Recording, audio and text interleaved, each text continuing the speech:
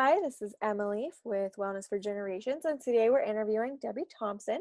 She is the owner of Breakthrough Wellness Coaching out of, is it Pittsburgh, PA? I don't Yep. know exactly right, Pittsburgh, Yeah. PA. And she does different stuff for women over 40 to help Hmm. them to lose weight and stop binge dieting and all of that fun stuff. So we're Yeah. super excited to have you today. Thank And you. go ahead and tell us a little bit about yourself and kind of what brought you to this place. Okay. Well, I was a social worker for over 20 years, and I worked with foster and adoptive kids and families. And as I look back on that, even I think about how much that was like coaching. Yeah. Um, and so after several years of doing that, I started to get very burnt out.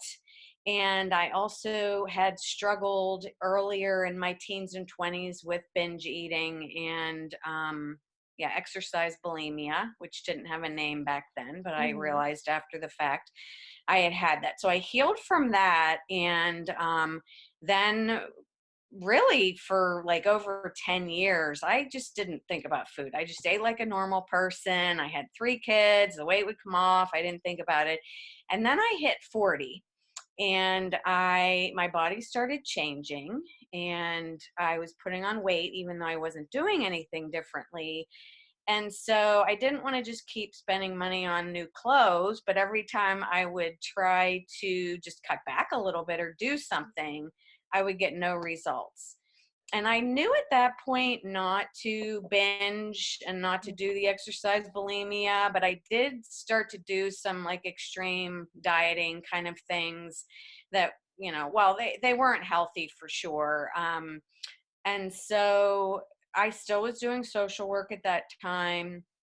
And I went through a process of really just finding one breadcrumb after another to figure out Hmm. how to just eat Hmm. better, eat Right. healthier, which just made my weight settle. I wasn't dieting anymore. I just figured out how to eat healthier and what type of fitness was actually really good for aging as well. And so, then at the same time, I'm getting really burnt out with the social work, and I learned about coaching. And so I went to health coaching school, and this all came together sort of full Yeah. circle. That's awesome. That's Yeah. really cool. I had forgot, I'm pretty sure we had talked about your previous job whenever we had done our original interview. So I had forgotten about that. So that's cool. Hmm. Um, were you taught a healthy lifestyle growing up? Like, what was kind of your experience with Mm. that? That is a really good question. So yes, I would say, and I actually was just talking to one of my clients before we got on, who we were discussing binge eating. Mm. I did. My parents had very healthy food in the house. And I do not, just as a caution to, maybe you have younger children, Yes. mine are grown, so I don't mean to put that. I know like everything we do we can make ourselves nervous, like Right. if I do this, so they didn't do anything. Like my mother didn't, saddle me with all kinds of body image issues. She didn't even stress that the healthy eating was because I was supposed to be skinny. There Mm-hmm. was none of that. They didn't do anything wrong. But we had very healthy food in the house. We basically never had pop soda. Mm-hmm. We didn't have really ever have like chips or anything like that. I do think inadvertently, because I didn't have it, once I did, Mm-hmm. like it's sort of like you might remember with your baby, like you give them the smash cake. If you did that, not everybody does, but Well, see.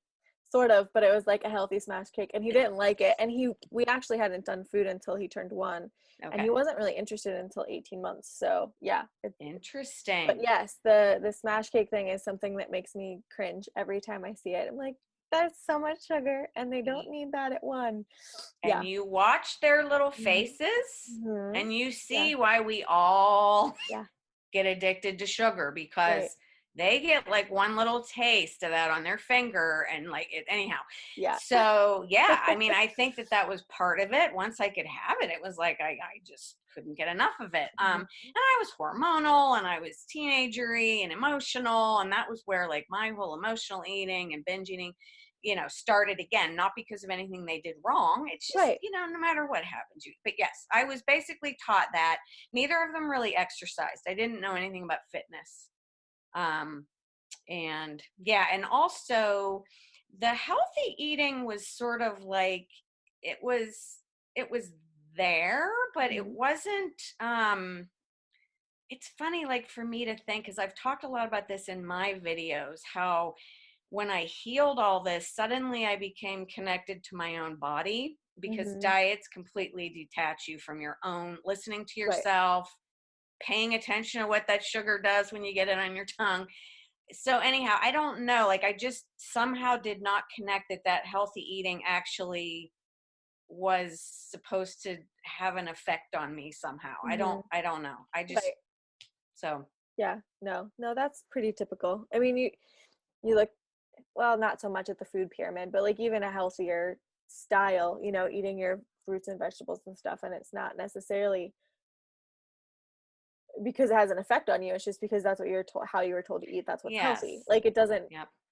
that connection of like the brain and like how it makes you feel and all of that doesn't really Mhm. get taught. Right. So even if you're taught a healthy diet, no, I totally get that.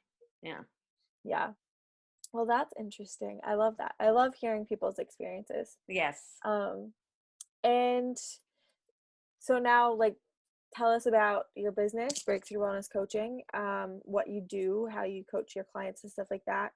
You can share with, what kind of clients you work with and all of that, and kind of the purpose behind that. Okay. Thank you.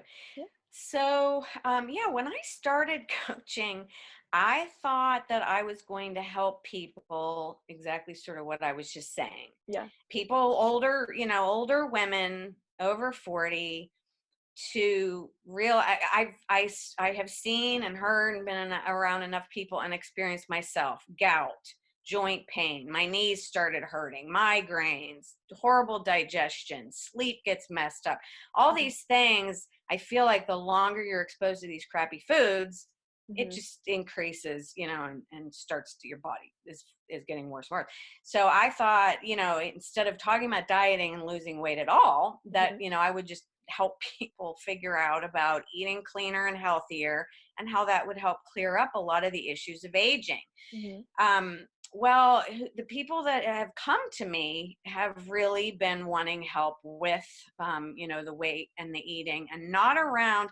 I don't help people with, oh, I need to lose 10 pounds, and Mhm. none of that. It's not. It really is because of a decades long unhealthy relationship with food, yo-yo dieting, doing all the diets, and just always coming back to this same Mhm. stuck place back at the beginning, or worse off because you've gained even Right. more weight than you lost. And so, that really has made me realize, like, that definitely is my zone, because of Mhm. having gone through that myself. And I have gotten some younger clients as well, interestingly enough. So they haven't all been over 40, Mhm. but just resonated with the approach, I think. So it's definitely a diet free approach, as I sort Mhm. of alluded to in my intro. And as I'm saying, like, just by virtue of sort of cleaning up that eating, your body will settle Right. into a healthier weight. It just happens. And when you work out the right ways, um, so I just sort of help people tweak. It's a very, very much a baby step approach, again, because I say it's an anti-diet. With a regular diet, you start with like 90, you cut out 99 out of 100 things. All of a sudden on Monday, you're supposed to Right. just not do them all anymore. And then maybe little by little, you start adding them back in. Someday I can have a cookie again.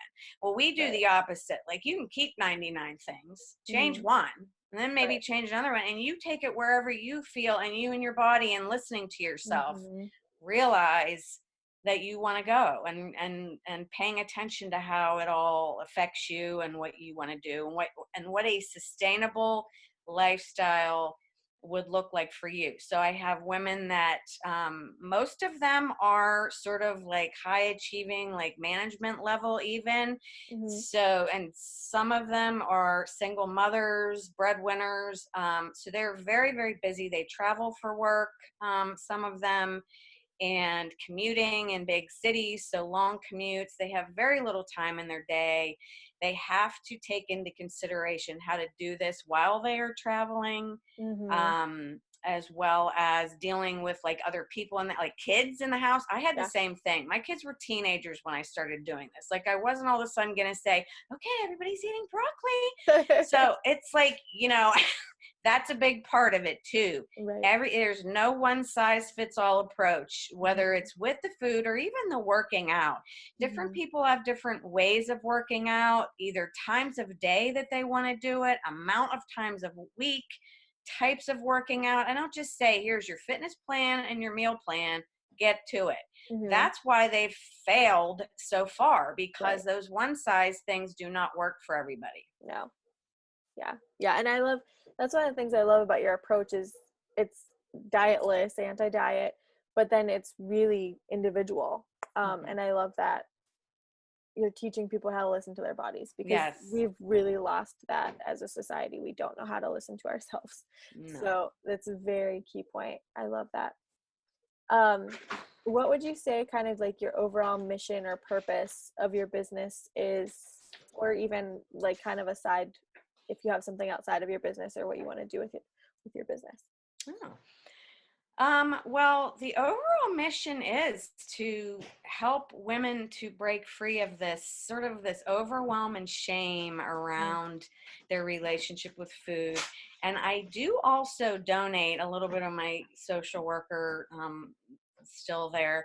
I donate 5% of my coaching fees to some nonprofits. Mhm. So I really hope, just in general, like obviously to keep doing that. Mhm. But also I would love to do like pro bono coaching, for kids that are coming out of the foster care Mhm. system, and possibly women, women of that are in recovery and things like Mhm. that.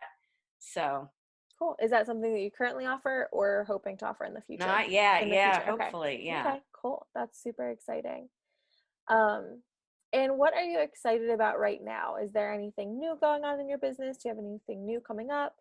Um, Yeah, go ahead that's a and good share. question too. Well, I had a retreat in the fall, Okay. and I had a yoga day, girls' day out, Galentine's Day, yoga and wine tasting. Mhm. And then I was going to do another retreat in April, and then because of the quarantine, we couldn't. So both of those I loved very much, and the women seemed to, they seem to go well Mhm. and really provide value. So I Right. would like to keep doing that. And I also, so far, all of the coaching has been one to one, Mhm. and I do want to try, or not try. I am working on designing an online course Okay. type of thing. Yeah. Yeah. So go at your own pace. Okay. Cool. Yeah. Would that be kind of a group coaching or just a course like for individuals, do you think? That would be group as well, Okay. because some of the, probably like you, I also have coaches, Mhm. and some of the people that I've worked with, the reason I chose them is because I really related to Mhm. their model, and they have the online course, but then there is also coaching calls because there is Right. so much value in both. Mhm. So yeah, Right. I Yeah. wouldn't want to give that up. Right. Yeah, definitely. Awesome. Very cool. So the last kind of two big questions I ask are what is one key element for someone to start moving the Mm. needle in their health? Ooh, that's good. That's really good. Okay, let me think. I sort of had said, a few minutes ago about definitely that's the point, is just move the needle and do a Mhm. baby step. So, just as an example, one of the clients I was talking to the other day, with the quarantine and everything, people can start to feel like, little by little, it's just Oh all yeah. unraveling. So, I was saying, like, this is just an example that, she said that she might have like toast with peanut butter and jelly on it because it's easy and it's there. And I said, okay, you know what I would have done? Toast and peanut butter. Mhm. Like, that is how Right. little you can Yeah. start. Don't Mhm. worry about the carbs in the toast. Don't even worry about it. But you don't need all Right. that sugar in your jelly. Just take, Mhm. And then that, so yes, Right. any little, I'm talking micro steps, Mhm. anything you can do. But that, I think the thing too is that you can and will um, get some consistency with. Because if you Mhm. do that one day and don't do it again, like it doesn't, Right. you don't allow yourself to start detoxing from the Right. sugar, start showing yourself, oh yeah, I can really follow through. I got Mhm. this. Next, I'm going to do, whatever. I'm Right. going to Right. have Greek yogurt instead of the toast and peanut butter, whatever. Right. Yeah. So, yeah, just reviewing your Right. day and maybe something you're habitually doing and one tiny way you could tweak that. Mhm. Yeah. And I think that's so important because as you start doing those things and they start building, you kind of make bigger leaps then. Yep. Like I know when I'm eating healthy, I'm like, oh yes, like this makes me feel good. I need to keep Yep. eating this. Um, versus just kind of going back and forth. So Yep. that's definitely important. And then the last question, what is one change you want to see passed down like from generation to generation? Something to like start passing down. Like in my family or just, Just in general, like what you would love, like for me, like what you would love to see people just starting to do in their own families so that their kids can kind of carry that on. yeah, that's a great And it can be, question too. diet related or something else, whatever. Anything. Yeah. I think you and I have talked about this on posts and other things too. Mindfulness, Hmm. like it's just a game changer. Yeah. And that ultimately is when we were talking about learning to listen to yourself and getting back in touch with your body. That is mindfulness. I think Yes. mindfulness, even for me, like I didn't understand what it is, Hmm. and meditation, but anything you're doing where you're increasing your own self awareness, pausing, Hmm. paying attention to how you react and respond to things, whether it's relationships or eating or self sabotage or Hmm. anything. The more you develop those skills, yeah, I know they're teaching it more in schools in some places too. Right. So, speaking of, like, if you instill that more in kids versus waiting Hmm. until you're older and you've already had a lot of bad habits, Right. huge Oh help. yeah, definitely. I love that. Um, it's so funny because we started teaching my son just, to kind of take a breath. Like when he gets worked up, we Mm, like try to take breaths. And it's so funny because there's certain things that he'll do that like he knows he's getting worked up and he'll just be like, and it's so funny. Or uh, like he likes to jump off the bleachers at the track near our house. And so it's just so funny because he like prepares himself, like because he's worried, he's nervous about jumping, okay. but he like wants to do it. And so he just Mhm. like takes a breath, and it's so fun to just like watch him Aw. develop those little things that I'm like, that's gonna take you somewhere in your life. Like Yep. those are good habits. So no, I totally agree. Yeah, like in my generation, we wouldn't have ever had any clue that you could sort of watch your own thinking. Hmm. You might have thought, and that was part of me with the mindfulness. I was sort of trying to use my brain to control my brain or use Hmm. my brain to control my thoughts. And it's more of that, it's like pausing and reflecting on it Right. and learning to regulate yourself. And Yes. Yes. I love that. This was yeah. an awesome conversation. I love it. And where can people find you? Everything is breakthrough wellness coaching on mostly I'm on Facebook. Actually, I shouldn't say everything. I do have an Instagram and I'm very inconsistent with it. So Okay. Facebook is breakthrough wellness coaching, but LinkedIn I'm more active on and YouTube, and those are both Debbie Thompson. Yes. Okay. Awesome. Yeah, I've shared one of your videos recently, and I want to watch a few more and start sharing some more Good. because they were really good. Good. So I will make sure to post those in the um, main section on Okay. Facebook, and then I'll make sure to link those. So Thank you. yeah, thank you so much for your time today. You're And welcome. yeah, I am excited. I hope everyone learned a little something today. And Me too. we will see you all next time. I am planning on getting some more interviews set up. So be looking forward to those in the future. Thank you. Bye. Thank you.